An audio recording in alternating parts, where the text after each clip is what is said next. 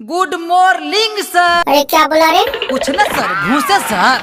हाँ ठीक है, आओ यहाँ पर बैठो। आप कुछ इंटरटेनमेंट करवाइए, आज शनिचर डे है। क्या बोले? आज शनिचर डे है, कुछ इंटरटेनमेंट कराइए। चुम्मा चाटी करा दे, इंटरटेनमेंट हो जाएगा। क्या? नहीं नहीं वो सब नहीं। तो भाई सभी वीडियो का पूरा अंत तक देख लो, तो हंसते हंसते पेट फूल जाता। वैसा पहले जरूरी सूचना है, वीडियो कोई भी दिल दिमाग फेफड़ा गुर्दा पर नहीं लियो, क्या कि वीडियो मनोरंजन के लिए बनाल गेल छे। चलो भाई सबाई के बिना बकचोदी कर वीडियो को स्टार्ट करे छिए।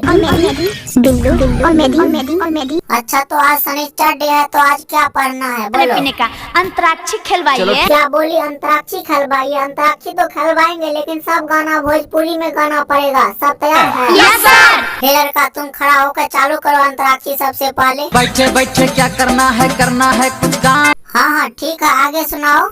शुरू करो अंताक्षरी लेके छोड़ी के ना। अरे अरे ये क्या गा रहा है रे? सर मस्त है मस्त। अच्छा अच्छा ठीक है, लड़की लोग मुँह से सुनाओ। मौरिया पहिरा दुल्हा हाँ ठीक है, आगे सुनाओ।